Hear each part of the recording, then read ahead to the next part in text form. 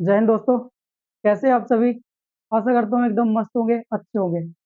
तो आइए आज की क्लास शुरू करते हैं। देखिए, आज हिस्ट्री का प्रैक्टिस सेट नंबर 2 है। कल हमने पहला प्रैक्टिस सेट किया था जिसमें हमने प्रागैतिहासिक काल को कंप्लीट कर लिया था।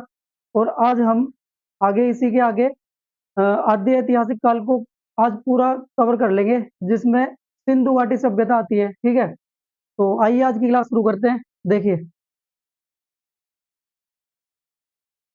सबसे पहले अगर हम बात करें आद्य ऐतिहासिक काल की, तो इसमें पुरातात्विक साक्ष्यों के साथ साथ लिखित साक्ष्य भी मिले हैं, जिनको अभी तक पढ़ा नहीं गया है। ठीक है, जैसे सिंधु घाटी सभ्यता में मिले हुए टेक्स्ट, अभी तक उनके बारे में कोई भी मतलब जानकारी प्राप्त नहीं हुई उसकी, उसमें लिखा हुआ क्या है, क्योंकि उनकी जो लिपि है ना, वो है भाव चित्रात्मक लिपि, इसलिए उसको पढ़ने में अभी तक कठिनाई आ रही है। ठीक है, उम्मीद है आगे आने वाले टाइम में उनको सुलझा लिया जाए, यानी पढ़ लिया जाए। ठीक है, तो देखते हैं आज हम बात करेंगे सिंधु घाटी सभ्यता की। ठीक है, सिंधु घाटी सभ्यता या फिर इंडस वैली सिविलाइजेशन, इसका जो टाइम पीरियड रहा है वो है 2500 बीसी, यानी 2500 ईसा पूर्व से लेकर 1750 ईसा पूर्व तक।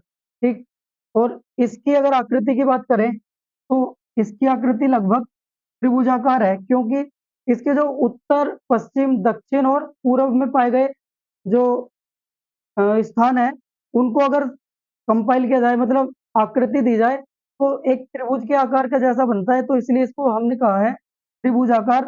देखिए, त्रिभुजाकार कहने का मतलब जैसे अगर हम बात करें इसके सबसे उत्तर में पाए जाने वाले स्थान की, तो वो है जम्मू कश्मीर का मांडा। मांडा एक जगह का नाम है। ठीक है, तो जम्मू कश्मीर का मांडा जगह, और ये है चेनाब नदी के तट पर।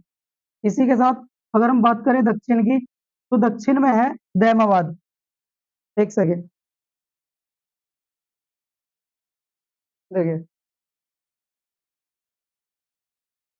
दक्षिण में है दैमाबाद, जो कि महाराष्ट्र में पड़ता है, और ये गोदावरी की सहायक प्रवरा नदी के तट पर है। इसी के साथ अगर हम बात करें पूर्व की, पूर्व में आलमगीरपुर है, जो कि उत्तर प्रदेश में है, और ये हिंडन नदी के तट पर स्थित है।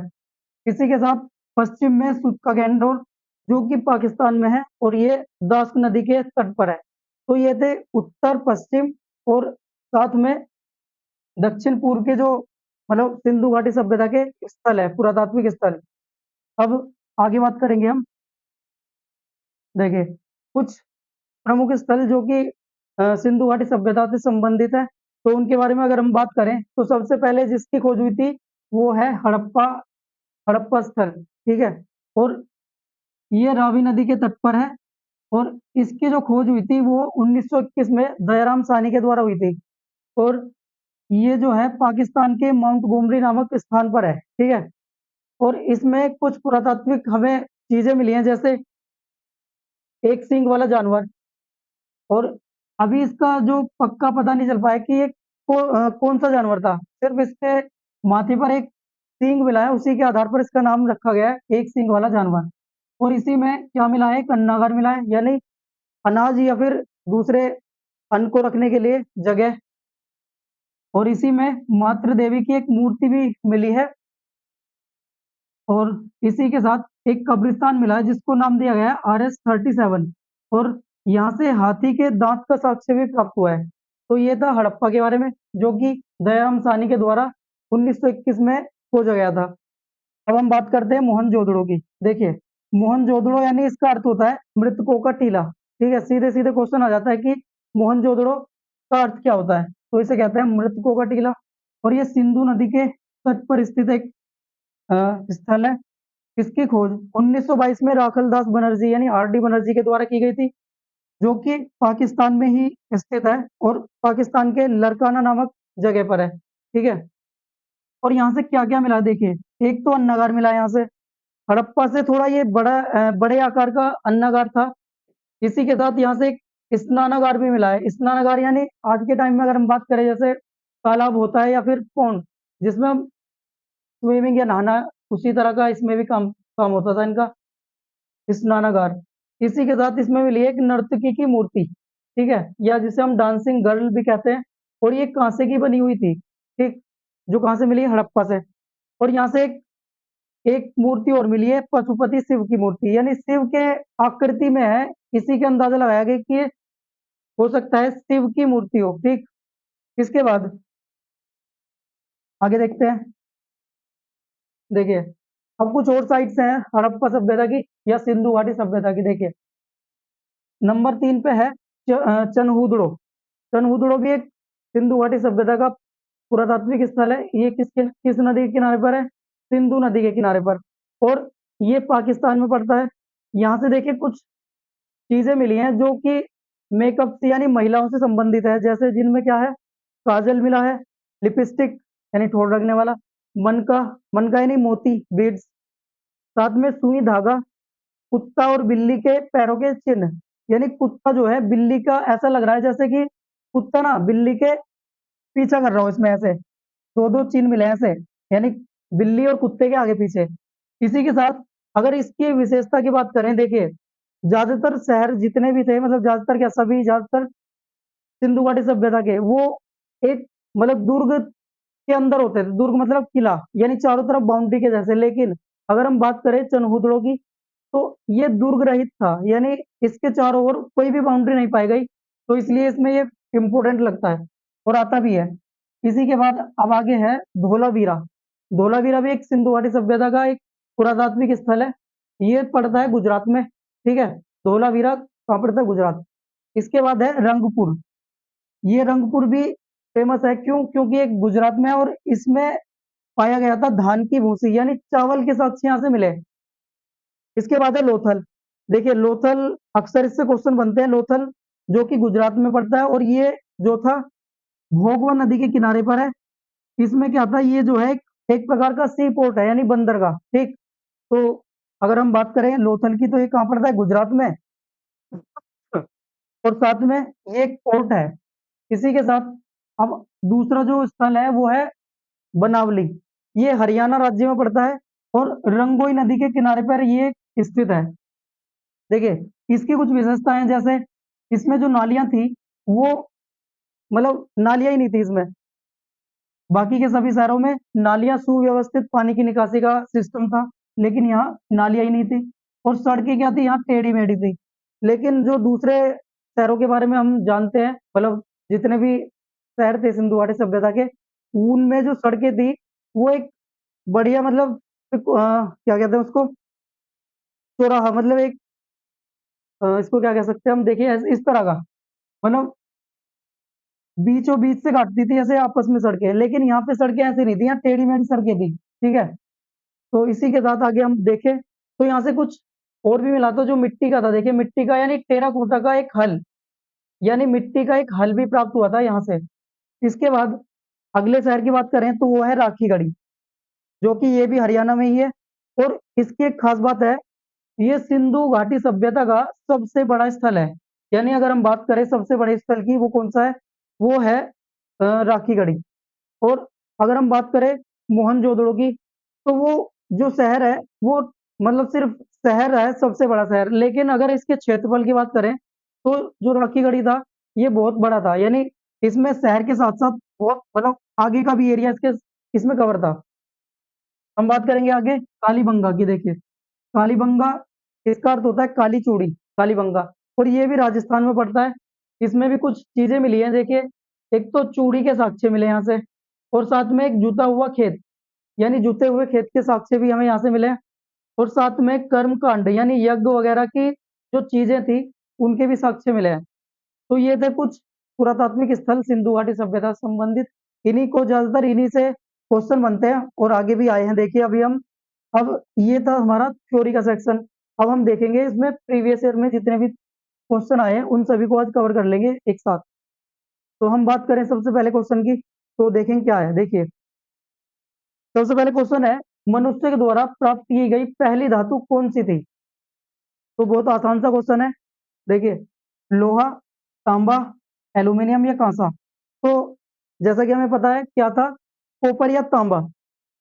तो जो सबसे पहले धातु हमें प्राप्त हुई थी वो थी कॉपर, यानी तांबा, जो कि मनुष्य के सबसे पहले प्राप्त हुई। उससे पहले सिर्फ मनुष्य अ, पत्थरों के औजार यानी पत्थरों के जितने भी है बर्तन जो भी था उस पत्थरों से बनाता था, लेकिन जब से ये फिर धातु प्राप्त हुई उसके बाद उन पत्थरों के साथ उसने क्या किया, धातु का उपयोग भी शुरू कर दिया।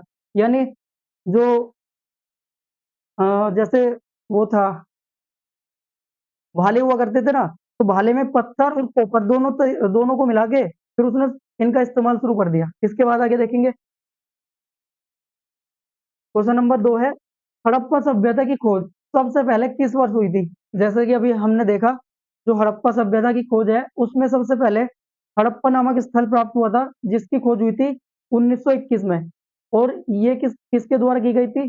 दयाराम साहनी के द्वारा। ठीक है। इसके बाद जो अगला क्वेश्चन है, निम्नलिखित में से किस पुरातत्वविद ने सिंधु घाटी सभ्यता के हड़प्पा स्थल की खोज की थी? जैसा अभी देखा था हमने सबसे पहले। अब देखते हैं ऑप्शन कौन कौन से दिए हैं। राखल दास बनर्जी, तो इन्होंने तो मोहनजोदड़ो की खोज की थी, मोहनजोदड़ो। और सर विलियम जोन्स, इनसे कोई संबंध नहीं है। विष्णु श्रीधर वाणकर, ये भी नहीं है। देखिए दयाराम साहनी, जो उसका राइट ऑप्शन है वो है डी, दयाराम साहनी। दयाराम साहनी द्वारा हड़प्पा स्थल की खोज की गई थी। इसके बाद जो अगला प्रश्न है, सिंधु घाटी सभ्यता के लोगों का मुख्य व्यवसाय क्या था? अगर हम बात करें ये करते क्या थे, तो इनका जो मुख्य व्यवसाय था वो था कृषि। देखिए, शिकार करना, ये तो जो हमारा प्रागैतिहासिक काल है यानी पाषाण काल, तो पूरा पाषाण काल में जो मनुष्य था वो शिकार करता था। और हम बात करें सिंधु घाटी सभ्यता में जो इनका व्यवसाय था वो था कृषि। ठीक है। इसके बाद अगले प्रश्न की बात करें तो देखिए, निम्नलिखित में से कौन सा शहर सिंधु घाटी सभ्यता में मौजूद था? तो दिए गए ऑप्शंस में से देखना है सिंधु घाटी सभ्यता में कौन सा शहर था। सबसे पहला हड़प्पा, सांची, मुजरिम, मुजरिम नहीं मुजरिस, उसके बाद है अयोध्या। तो अगर इसके राइट ऑप्शन की बात करें वो है हड़प्पा, मुजरिम नहीं मुजरिस। ठीक है। इसके बाद आगे देखेंगे, मोहनजोदड़ो के विशाल स्नानागार का आकार कैसा था? अगर हम बात करें मोहनजोदड़ो में एक स्विमिंग पूल मान के चलेंगे, स्विमिंग पूल मिला था जिसका आकार कैसा था? देखिए, ये था आयताकार, यानी इस तरह का इसका आकार था, आयत के जैसा। तो इसी का नाम था स्नानागार, और ये था मोहनजोदड़ो में स्नानागार, या फिर इसको हम कह सकते हैं बाथ। ठीक है, बात कहते हैं स्विमिंग पूल। इसके बाद आगे देखेंगे, सिंधु घाटी सभ्यता के निम्नलिखित में से किस स्थल पर विशाल स्नानागार की खोज हुई थी? ठीक है। तो अभी आया था ये बिल्कुल सेम। तो विशाल स्नानागार कहाँ मिला था? देखिए, मोहनजोदड़ो में मिला था ये, पहला ही ऑप्शन मिल गया हमें। तो मोहनजोदड़ो में क्या मिला था? विशाल स्नानागार। इसके बाद अगला प्रश्न है, हड़प्पा सभ्यता का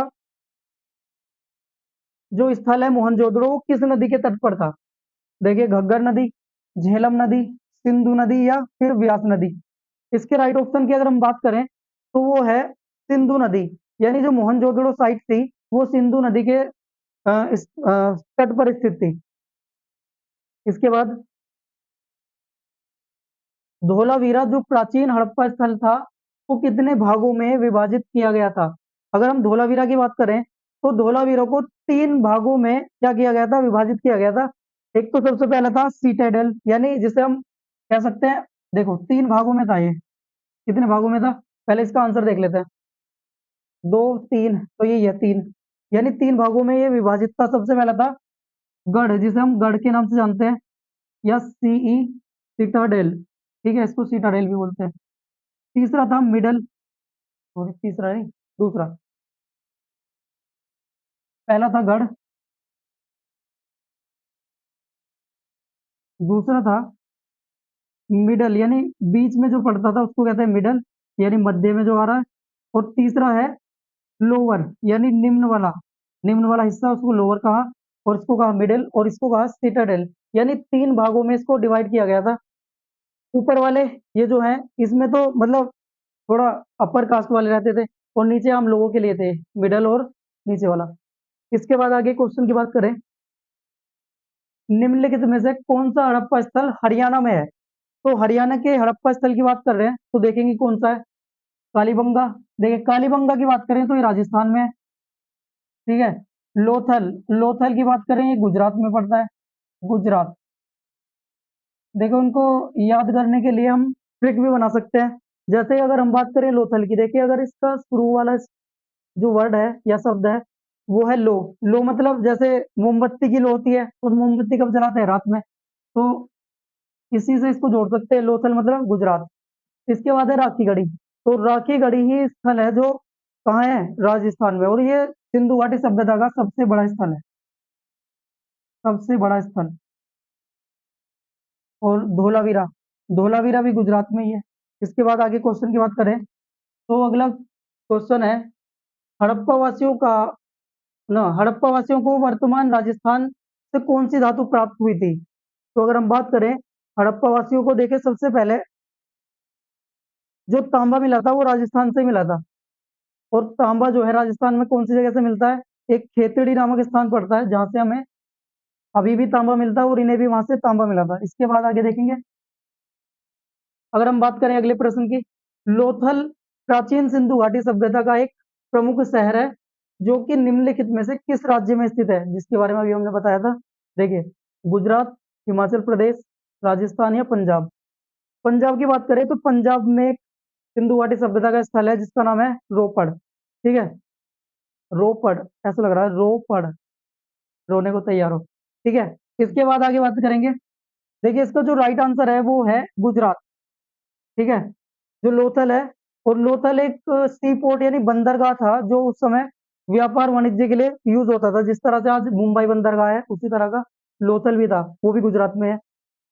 इसके बाद आगे वाला प्रश्न की बात करें, सिंधु घाटी सभ्यता का निम्नलिखित में से कौन सा स्थल सिंधु नदी के तट पर नहीं है? यानी बताना है कि सिंधु नदी के तट पर कौन सा स्थल नहीं था। चनहुदड़ो, मोहनजोदड़ो, रोपड़ या फिर कोट दीजी। ठीक है, अगर हम बात करें सिंधु घाटी सभ्यता में, तो जितने भी ज्यादातर शहर हैं वो ऐसा तो नहीं है सिंधु नदी घाटी में उपस्थित हो। कुछ शहर दूसरी नदियों के तट पर भी थे। देखिए दूसरी नदी से मतलब है सिंधु नदी की सहायकी नदियां थी ज्यादातर। तो अगर हम बात करें चनूदड़ो, तो ये भी सिंधु नदी के तट पर है। मोहनजोदड़ो ये भी है, कोटदीजी ये भी है। लेकिन ये जो रोपड़ है ये सिंधु नदी के तट पर नहीं था, ये हरियाणा में स्थित है। सॉरी, रोपड़ पंजाब में। इसके बाद आगे देखेंगे, निम्नलिखित में से किस पुरातात्विक स्थल पर गड्ढे वाले आवासों के प्रमाण मिले हैं? यानी अगर हम बात करें गड्ढे वाले घर, तो ये जम्मू कश्मीर से मिले हैं। और जम्मू कश्मीर में भी एक जगह है बुर्ज होम। तो यानी बुर्ज होम पर गड्ढे यानी गर्त आवासों के साक्ष्य मिले हैं। और ये जो बुर्ज होम है ये एक नियोलिथिक साइट है। अगर हम इसकी बात करें नियोलिथिक, नियोलिथिक यानी नवपाषाणकालीन पुरातात्विक स्थल है ये। और यहीं से हमें गर्त आवास या गड्ढे वाले घरों के अवशेष मिले। इसके बाद मोहनजोदड़ो की प्राचीन सभ्यता का स्थल पाकिस्तान के किस प्रांत में स्थित है? यानी बताना है कि मोहनजोदड़ो जो प्राचीनतम स्थल है सिंधु घाटी सभ्यता का, वो पाकिस्तान के कौन से प्रांत में स्थित है? बलूचिस्तान, सिंध, खैबर या पंजाब। तो इसका जो राइट ऑप्शन है वो है सिंध प्रांत में। ठीक है, कौन सी जगह पे है ये? सिंध प्रांत। इसके बाद अगला प्रश्न है, देखिए अगले प्रश्न की बात करें तो डैश को सिंधु घाटी सभ्यता की पुरानी खोज माना जाता है? किसे माना जाता है सिंधु घाटी सभ्यता की सबसे पुरानी खोज? देखिए, भिरडाना, मोहनजोदड़ो, राखीगढ़ी या अलादीना। तो इसका अगर हम बात करें, देखिए ज्यादातर हम में से सबको लगेगा कि मोहनजोदड़ो सबसे पुरानी साइट है दिए गए ऑप्शंस में से। लेकिन मोहनजोदड़ो से भी पुरानी साइट है इसमें भिरडाना, जो कि हरियाणा में पड़ता है। ये कहाँ मिलता है हमें? हरियाणा में। हरियाणा में जो है भिरडाना सबसे पुरानी साइट है किसकी? सिंधु घाटी सभ्यता की। इसके बाद अगले प्रश्न की बात करें हम,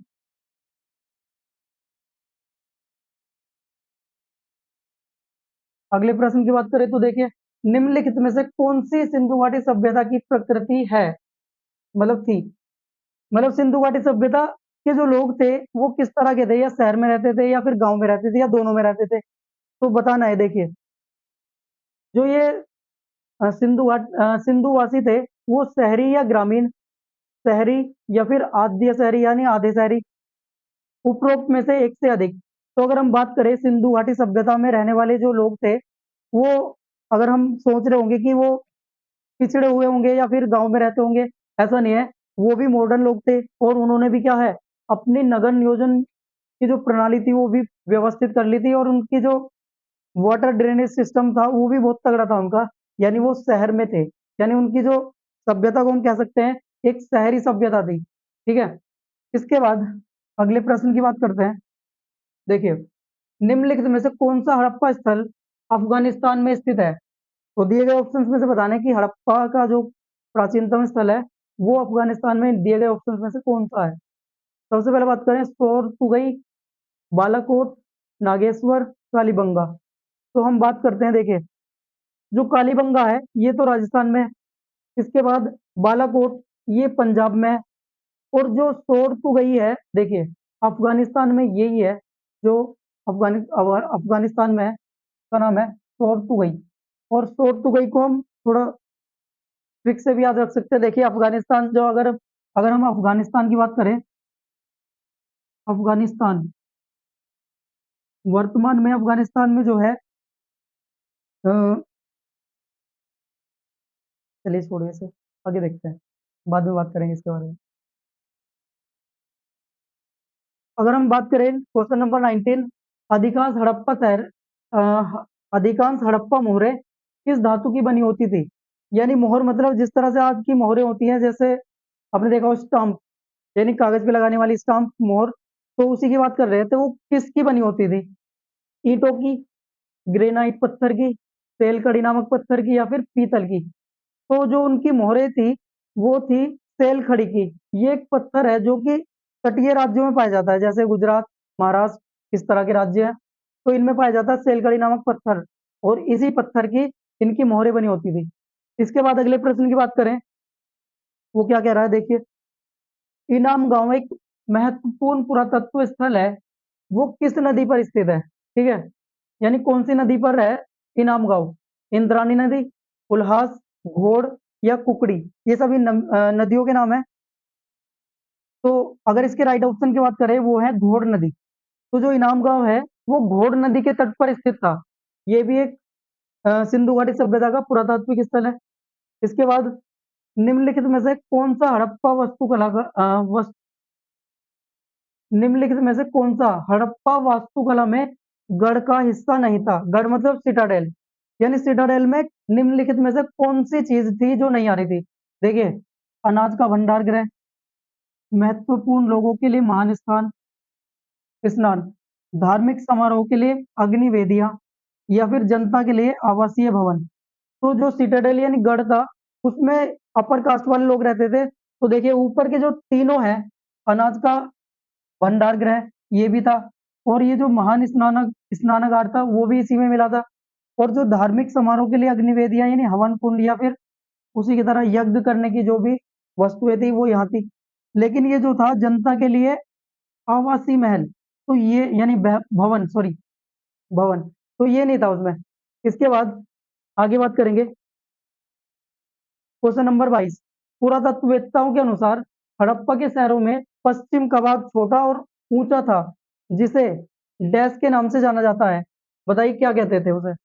यानी जो हड़प्पा के शहरों में पश्चिम का भाग था और छोटा और ऊंचा था, उसे कहते थे, देखिए गढ़, ओलिम्प, या फिर निचला शहर, या कोलेजियम। देखिए कोलेजियम का मतलब होता है ये एक बेंच होती है किसकी, कोर्ट में जितने भी मतलब जज होते हैं, जजों की बेंच को कहते हैं कोलेजियम। लेकिन अगर हम बात करें इसके आंसर की, वो है गढ़ या सिटाडेल। सिटाडेल जो नहीं अपर कास्ट वाले लोगों के लिए था, ये नहीं, ये ऊंची जगह पे मिलता था, इसीलिए इसका जो यूज करते थे वो बड़े, यानी जो अपर कास्ट वाले थे जो ऊंचे स्थानों पर रहते थे वो करते थे। आगे हम बात करें अगले प्रश्न की, हड़प्पा सभ्यता के निम्नलिखित में से किस स्थल पर जेडाइट पत्थर पाया गया? देखिए पत्थर का एक प्रकार है जेडाइट पत्थर, तो ये हड़प्पा स्थल पे पाया गया था, वो बताना है कि कौन सी जगह से पाया गया था। तो मगहरा, मेहरगढ़, खल्लूर, या दावजाली हेडिंग? ठीक है, तो इसको जो राइट ऑप्शन है वो है डी। तो यहीं से इसको हमने प्राप्त किया है। तो डाउजाली हेडिंग में से जेडाइट पत्थर के साक्ष्य मिले हैं। इसके बाद निम्नलिखित में से किस धातु का उपयोग हड़प्पा शहरों में हथियार और टोल बनाने के लिए किया जाता था? चांदी, सोना, लोहा या तांबा? तो जैसा कि हमें पता है कि जो सबसे पहले इनको धातु प्राप्त हुई थी वो तांबा था। तो ये इसी से यूज करते थे, हथियार भी इसी से बनाते थे, और दूसरे अदर जैसे यहाँ टोल है, ये भी एक प्रकार का इनका औजार ही होता होगा, तो ये भी इनसे बनाते थे। इसके बाद अगले प्रश्न की बात करें, देखिए, हड़प्पा वासी भारत में वर्तमान डैश से सोना लाते थे। अगर हम बात करें हड़प्पा वासियों की, तो तांबा तो राजस्थान से मिलता था उनको, लेकिन वो उनके पास सोना जो आता था वो कहाँ से आता था देखेंगे, तेलंगाना, तमिलनाडु, कर्नाटक या केरल? तो अगर हम सोने की बात करें, तो आपने सुना होगा आज वर्तमान कर्नाटक पर एक जगह है कोलार, ठीक है? तो कर्नाटक में एक जगह है कोलार, तो उसको हम ये भी कह सकते हैं KGF, यानी कोलार गोल्ड फील्ड। KGF आपने एक मूवी भी सुनी होगी जो आई थी अभी हाल में, तो KGF यानी कोलार गोल्ड फील्ड। तो यहीं से, यानी कोलार जगह पे से वो उनको क्या मिलता था, कर्नाटक के कोलार जगह से सोना मिलता था। इसके बाद अगला प्रश्न है, हड़प्पा सभ्यता के मेहरगढ़ स्थल में निम्नलिखित में से किस प्रकार के मकान के अवशेष पाए गए थे? ठीक है, यानी उनका जो, सही है, किस प्रकार के मकान के अवशेष पाए गए थे? देखिए, त्रिकोणीय या गोलाकार, आयताकार या गोलाकार, वर्गाकार या आयताकार, गोलाकार या चौकोर? तो सारे घुमाने वाले ऑप्शन दिए गए हैं इसमें। देखिए, जो मेहरगढ़ था वहां से वर्गाकार और आयताकार इस प्रकार के घरों के अवशेष पाए गए, ठीक है? इसके बाद अगला प्रश्न है, हड़प्पा सभ्यता का निम्नलिखित में से कौन सा स्थल बोलन दर्रे के पास स्थित है? देखिए, बोलन दर्रा जो है वो बलूचिस्तान प्रांत में स्थित है, और इसी के पास एक पुरातात्विक स्थल पाया जाता है जिसका नाम मेहरगढ़। तो देखिए, शायद यही है।